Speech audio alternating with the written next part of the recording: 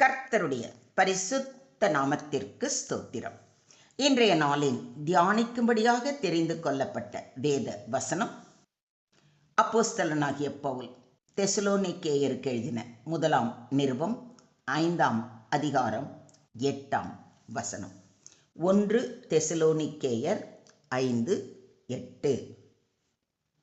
பகலுக்குரியவர்களாகிய நாமோ தெளிந்தவர்களாய் இருந்து விசுவாசம், அன்பு என்னும் மார்க்கவசத்தையும் இரட்சிப்பின் நம்பிக்கை என்னும் தலைச்சீராவையும் தரித்து கொண்டிருக்க கடவோம்.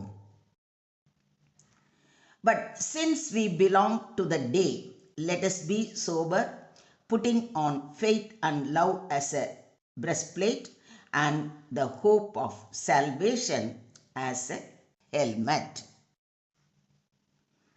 ஆனால் பகலை சார்ந்த நாம் அறிவு தெளிவோடு இருப்போம். நம்பிக்கையையும் அன்பையும் மார்பு கவசமாகவும் மீட்பு பெறுவோம் என்னும் எதிர்நோக்கை தலைச்சீராவாகவும் அணிந்து கொள்வோம். ஆமென். இன்றைய தியான வசனத்தில் அப்போஸ்தலனாகிய பவுல் விசுவாசிகளின் ஆவிக்குரிய வாழ்க்கையை ஒரு போர் வீரனின் ஆயுதங்களோடு ஒப்பிட்டு பேசுகிறார். கிறிஸ்தவர்கள் இருளின் மக்கள் அல்ல, அவர்கள் வெளிச்சத்தின் மக்கள். ஆகையால் அவர்கள் எச்சரிக்கையுடனும் பரிசுத்தத்துடனும் வாழ வேண்டும் என்று அறிவுறுத்துகிறார். இது குறித்து சற்று ஆழமாக தியானிப்போம். பகலுக்குரியவர்களாகிய நாமோ என்று சொல்லியிருப்பதை கவனியுங்கள். இங்கு பகல் என்பது வெளிச்சம், சத்தியம், தேவனுடைய சந்நிதி என்பதை குறிக்கிறது.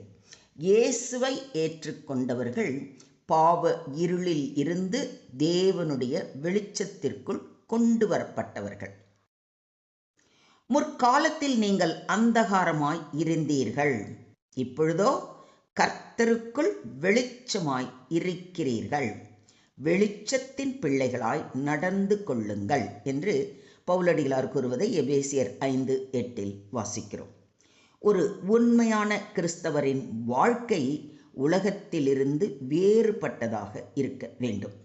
பேச்சு, நடத்தை, சிந்தனை, வாழ்க்கை எல்லாமே தேவனுக்கு மகிமை தர வேண்டும். தெளிந்தவர்களாய் இருந்து, இதன் பொருள் விழிப்புடனும் சுய கட்டுப்பாடுடனும் இருப்பது. ஆவிக்குரிய தூக்கம், அலட்சியம், உலக ஆசைகள் ஆகியவற்றில் விழாமல் ஜெபத்திலும் வேத வாசிப்பிலும் நிலைத்திருக்க வேண்டும். அதனால்தான் நம்முடைய ஆண்டவராகிய இயேசு கிறிஸ்து நீங்கள் சோதனைக்குட்படாதபடிக்கு விழித்திருந்து ஜெபம் பண்ணுங்கள் என்று அறிவுறுத்துகிறார். சாத்தான் எப்பொழுதும் விசுவாசிகளை வீழ்த்த முயற்சிக்கிறான். ஆகவே நாம் ஆவிக்குரிய விழிப்புடன் இருக்க வேண்டும்.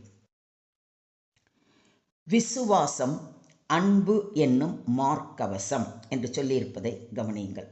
மார்க்கவசம் என்பது போரில் மார்பை பாதுகாக்கும் கவசம். விசுவாசமும் அன்பும் நம்முடைய இருதயத்தை பாதுகாக்கும் ஆவிக்குரிய கவசங்கள் ஆகும். எல்லாவற்றிற்கும் மேலாக விசுவாசம் என்னும் கேடகத்தை பிடித்து கொண்டவர்களாயும் நில்லுங்கள் என்று சொல்லியிருப்பதை எபேசியர் 6:16 வாசிக்கிறோம். விசுவாசம் பயத்தை வெல்ல உதவுகிறது. அன்பு வெறுப்பை வெல்ல உதவுகிறது. தேவனில் உறுதியான நம்பிக்கை நம்மை நிலை நிறுத்துகிறது. இரட்சிப்பின் நம்பிக்கை என்னும் தலைச்சீரா. தலைச்சீரா என்பது போர் வீரனின் தலைக்கவசம். இரட்சிப்பின் நம்பிக்கை நம்முடைய சிந்தனையையும் மனதையும் பாதுகாக்கிறது. இரட்சண்யம் என்னும் தலைச்சீராவையும் எடுத்துக் கொள்ளுங்கள் என்று சொல்லியிருப்பதை எபேசியர் 6:17 வாசிக்கிறோம். எவ்வளவு சோதனைகள் வந்தாலும் கர்த்தர் என்னை இரட்சிப்பார், அவர் என்னை நடத்துவார் என்ற நம்பிக்கை விசுவாசியை உறுதிப்படுத்துகிறது. மொத்தத்தில் இன்றைய தியான வசனம் மூலம் நாம் கற்றுக்கொள்ளும் பாடங்கள்: உலகத்தில் பலவிதமான போராட்டங்கள் இருக்கின்றன. ஆனால் மிகப்பெரிய போராட்டம் ஆவிக்குரிய போராட்டம். அதில் ஜெயிக்க தேவன் நமக்கு ஆயுதங்களை கொடுத்திருக்கிறார். நாம் பகலுக்குரியவர்கள், வெளிச்சத்தின் பிள்ளைகள். எனவே தெளிந்தவர்களாய் இருக்க வேண்டும். விழிப்பு, ஜெப வாழ்க்கை, சுய கட்டுப்பாடு அவசியம். விசுவாசமும் அன்பும் நமக்கு கவசம். விசுவாசம் பயத்தை வெல்லும், அன்பு கசப்பை அகற்றும், இருதயத்தை பாதுகாக்கும். இரட்சிப்பின் நம்பிக்கை மனதை பாதுகாக்கும், எதிர்கால நம்பிக்கை தரும், தளர்ச்சியை அகற்றும். சுருக்கமாக சொல்வதானால், கிறிஸ்தவ வாழ்க்கை ஒரு போராட்டம். சாத்தானுக்கு எதிராக தினமும் நாம் ஆவிக்குரிய போரில் இருக்கிறோம். ஆயுதம் இல்லாத விசுவாசி பலவீனமானவர். வேதாகமம், ஜெபம், விசுவாசம், அன்பு, நம்பிக்கை ஆகியவை ஆவிக்குரிய ஆயுதங்கள். எனவே நம்பிக்கையை இழக்காதிருங்கள். தேவன் கொடுத்த இரட்சிப்பு நமக்கு நித்திய ஜெயத்தை தரும். இதை விசுவாசிக்கிறீங்களா? எனக்கு அன்பானவர்களே, கிறிஸ்தவ வாழ்க்கை என்பது சும்மா வாழும் வாழ்க்கை அல்ல. அது விழிப்போடும் ஆயுதத்தோடும் வாழ வேண்டிய வாழ்க்கை. தேவன் நமக்கு விசுவாசம், அன்பு, நம்பிக்கை என்னும் ஆயுதங்களை தந்திருக்கிறார். அவற்றை தரித்து கொண்டு நாம் ஜெயமுள்ள வாழ்க்கை வாழ வேண்டும். நம்முடைய விசுவாசம் வர்த்திக்கப்பட தினமும் தேவ சமூகம் அமர்ந்து அவரது வார்த்தைகளை மகா சிரத்தையுடன் வாசித்து நேசித்து தியானிக்க வேண்டும். எவ்வளவுக்கெவ்வளவு அவரது வசனங்களை தியானித்து இருதயத்தில் பதிக்கிறோமோ அந்த அளவுக்கு இருதயம் பரிசுத்தமாவதுடன் இயேசுவின் அன்பை மற்றவர்களுக்கும் பரிமாற தயாராகி விடும். அந்த அன்பும் விசுவாசமும் நமக்கு கேடகமாக நம்மை பாதுகாப்பதோடு நம்மை சுற்றி இருக்கிறவர்களுக்கு நம் வாழ்க்கை ஒரு சாட்சியாக மாறும். அதனால் தேவனுடைய நாமம் மகிமைப்படும். இதையும் விசுவாசிக்கிறீங்களா?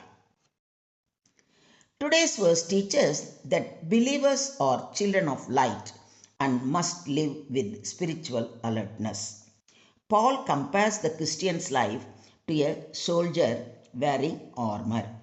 Faith and love protects the heart like a breastplate, while the hope of salvation guards the mind like a helmet.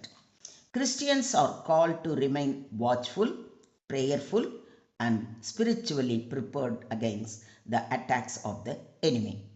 Through faith, love, and hope, believers can live a victorious life in Christ. Do you believe this? ஸ்தோத்திரம் ஆண்டவரே, ஸ்தோத்திரம் கர்த்தாவே, ஸ்தோத்திரம் ஸ்தோத்திரம் ஸ்தோத்திரம். அன்பின் பரலோக பிதாவே, உம்முடைய பரிசுத்த வார்த்தைக்காக உமக்கு நன்றி செலுத்துகிறோம். நாங்கள் இருளின் பிள்ளைகள் அல்ல, வெளிச்சத்தின் பிள்ளைகள் என்பதை நினைவுபடுத்தியதற்காக கொடான கொடி நன்றிகளை ஏறெடுக்கிறோம் அப்பா. எப்பொழுதும் விழிப்புடனும் தெளிந்த மனதுடனும் வாழ கிருபை தாரும். விசுவாசம், அன்பு, இரட்சிப்பின் நம்பிக்கை என்னும் ஆவிக்குரிய ஆயுதங்களை தரித்து கொண்டு சாத்தானின் தந்திரங்களை ஜெயிக்க உதவி செய்யும். எங்கள் குடும்பங்களையும் சபைகளையும் ஊழியங்களையும் ஆசீர்வதியும். தளர்ந்திருக்கிறவர்களுக்கு புதிய பலன் தாரும். சகல துதி, கன, மகிமை யாவையும் ஒருவருக்கே செலுத்துகிறோம். மீட்பர் இயேசுவின் மூலம் ஜெபம் கேளும் எங்கள் ஜீவனுள்ள தகப்பனே. ஆமென்.